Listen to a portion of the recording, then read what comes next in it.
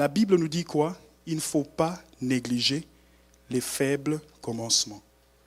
Parce que la grandeur d'une chose n'est pas à son arrivée ou à sa maturité premièrement, si elle ne survit pas dès le début, dans ces faibles commencements, tu n'auras pas la capacité d'avoir cette chose dans la maturité.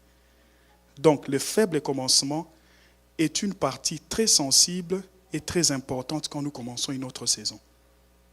Amen. Un exemple simple. Nous tous tels que nous sommes dans cette salle, je ne crois pas que personne n'est apparu directement, il avait 20 ans. N'est-ce pas? Nous sommes tous sortis, un tout petit, pas un truc, mais une créature tout petit là, avec quelques kilos. Et on s'est mis à grandir. Et c'est que nous sommes aujourd'hui. Si nous n'avions pas survécu à la première étape, personne ne pouvait connaître que maintenant tu auras 20 ans, tu vas perdre tes cheveux, tu seras gros ou mince, personne ne saura cela. Et quand on avait 6 ans, quand on nous posait la question, qu'est-ce que tu vas devenir toi? Tout le monde avait une réponse, n'est-ce pas? Certains, je serai militaire, d'autres disent je serai médecin, d'autres diront que je serai... Les autres ont même rêvé très haut, je serai président. Amen. Et d'autres se sont dit je serai grand footballeur. Et tout cela étaient des rêves exprimés par les mentales d'un enfant. Et maintenant, quand nous grandissons, la réalité est que nous comprenons que l'homme peut proposer, mais c'est Dieu qui va disposer. Et Dieu va disposer, pour certains, ces rêves deviennent réalité quand Dieu va disposer, mais tu dois t'aligner, tu dois aligner ta volonté par rapport à ce que Dieu va disposer. D'autres personnes ne sont pas devenues médecins parce que Dieu a même aligné, Dieu a coupé certaines relations, Dieu a séparé, amené dans d'autres pays, Dieu a fait ceci, mais la personne ne veut pas aligner sa volonté par rapport à la volonté de Dieu. Et elle tourne en rond. Aussi longtemps que nous nous éloignons de la volonté de Dieu, les résultats, c'est qu'on tourne en rond. Et ce qui est étrange, souvent nous les chrétiens, nous nous comportons comme nous sommes des démocrates, même en ce qui concerne les royaumes des cieux. On appelle ça les royaumes des cieux ou bien la République du ciel. Ou bien la République démocratique du paradis. Attention, tous les pays où on met la démocratique, attention, il faut faire attention. Amen. Ce n'est pas la République démocratique du paradis, c'est les royaumes. Et dans les royaumes, qu'est-ce qu'il y a? N'est-ce pas qu'il y a un roi et des sujets? Et qui a l'autorité suprême? Est-ce qu'on vote devant les rois? Les rois ordonnent, signent un décret, et c'est ce qui arrive. Amen. Mais des fois, nous nous comportons comme des politiciens devant Dieu. Et nous voyons cette démocratie qui manifeste notre caractère que nous ne sommes pas réellement soumis à Dieu. Que nous ne sommes pas réellement vulnérables. Nous ne reconnaissons pas. Parce que la démocratie, c'est le pouvoir du peuple par les peuples. Le peuple, il doit se prendre en charge. Or, dans les royaumes, on te dit, le roi, c'est lui ton pourvoyeur. Pourquoi sa puissance salvatrice? Il y a certaines choses, il n'y a que Jésus qui peut te sauver de ces choses. De toi-même, tu ne sauras pas. Il y a certains qui se battent avec des addictions. Aujourd'hui, elle est bien. Cette personne se porte bien. Après quelques semaines, elle retombe dans les mêmes choses. Et tu vois la même personne essayer de s'envoler un peu, commence à faire des bons résultats et arriver à un endroit, elle tombe encore. Or, en réalité, quand tu commences cette année, moi je t'invite, expose-toi devant Dieu. Il y a certaines choses dans ma vie que j'aimerais abandonner, mais j'ai du mal. Avant de commencer à déclarer, sors, esprit sors, esprit de colportage, sors, esprit d'impudicité, sors, esprit d'ivrognerie. Mais commence d'abord à dire, Seigneur, je ne saurais pas, mais aide-moi. Et Jésus aime ceux qui sont vulnérables. Et quand il passait, qu'est-ce qui se passait? Est-ce que ceux qui avaient le problème réglaient leurs problèmes ou bien ils criaient vers le Fils et le Fils s'est tourné vers ceux qui étaient dans les problèmes? Amen. Sois vulnérable. Sois vulnérable au Saint-Esprit. Il y a des chansons où nous chantons ici, viens, cher Saint-Esprit.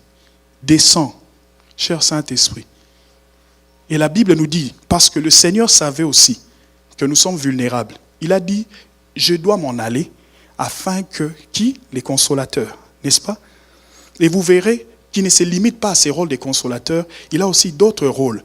Parce que comme étant des hommes, que tu le veuilles ou pas, nous aurons toujours des limitations. Et nous aurons toujours besoin de lui. Et c'est par là que nous pouvons encore crier au cher Saint-Esprit. Ne laisse pas que cette sémence s'étouffe dans mon cœur. Permets que cette sémence puisse porter les fruits. Et pour le Saint-Esprit, ta vulnérabilité pour cette année peut être, Seigneur, cette année vient de commencer.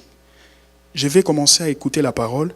Des prédicateurs vont passer, je vous l'ai dit, ils passeront. Nous aurons des nuits de prière, il y a kafou, bien solides. Mais que je ne puisse pas manquer. Quand le Saint-Esprit, tu seras en mouvement ces jours-là dans cette salle, permets que mon esprit soit éveillé.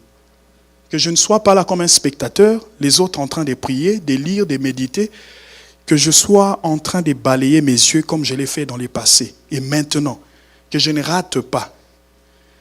Parce que chaque sémence, chaque parole de Dieu a un but.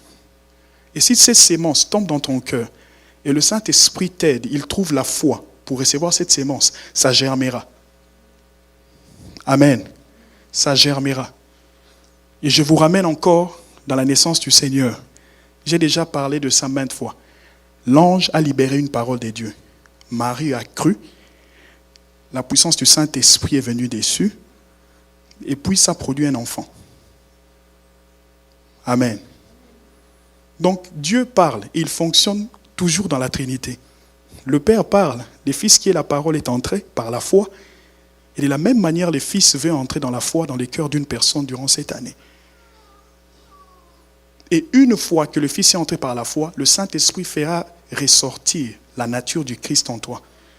Certains actes qui ressemblaient à Jésus. Jean n'était pas Jésus, mais Jean a vu certaines choses qu'il n'y a qu'à lui que Dieu a révélées. Amen. Moïse n'était pas Jésus. Amen. Moïse n'était pas le Messie dans le sens, le Fils de Dieu. Mais qu'est-ce que le Saint-Esprit a fait? Il a révélé à Moïse certaines choses que lui-même pouvait révéler en ce qui concerne les réalités célestes. On lui a dit, tu construiras l'arche selon les modèles que l'on t'a montrés à la montagne. Amen. Donc l'Esprit Saint, lui aussi, soit vulnérable. Traite avec Dieu cette année dans toutes ses dimensions. Amen. Approche-toi quand on prie. Médite la parole, dis Seigneur, j'ai du mal à comprendre ces passages. Qu'est-ce que ceci veut dire? Cher Saint-Esprit, aide-moi à voir les rémas qui est dans cette parole. Amen. Ne commence pas par regarder d'abord 10 prédications sur YouTube et prendre ce que quelqu'un a dit et répéter cela en disant que c'est un réma. Sois aussi seul. Dis-lui, Seigneur, qu'est-ce qu'il y a dans ces passages d'Ésaïe, par exemple? Qu'est-ce qu'il y a dans ces passages de Luc? J'ai du mal à comprendre. Et il t'inspirera. Et il ne peut inspirer qu'à ceux qui sont assez vulnérables, ceux qui reconnaissent leurs limites. Amen. Donc je continue.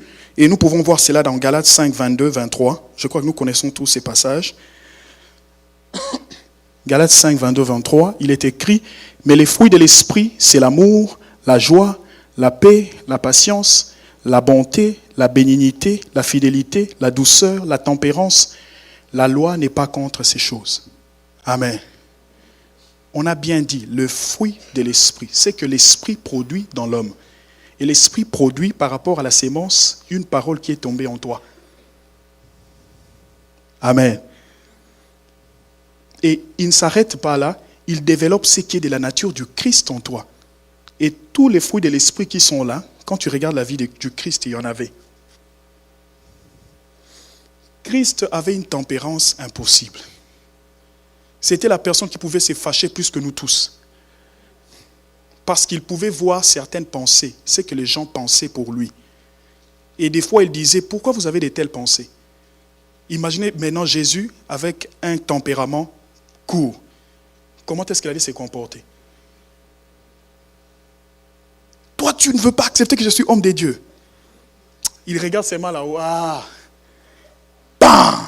Les camps sont dans ta porte et tu pars. Amen. Et il pouvait dire, il te regarde au Pesenga Kanda, disparaît, tu disparais. Qu'est-ce qui manquait qu'il puisse faire ça?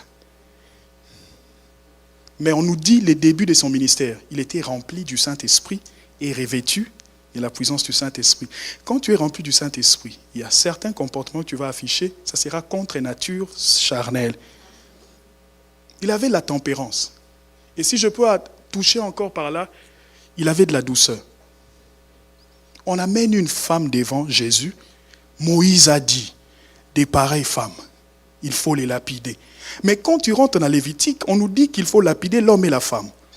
Ces jours-là, la femme était seule. Si tu regardes bien, cet homme pouvait être là dans la foule. Il faut la tuer. Sinon, si la sœur sort la liste, peut-être tout le monde qui était là est déjà passé par là. Amen. Souvent, ceux qui mettent la pression là, il faut la tuer, il faut la tuer. Fais attention.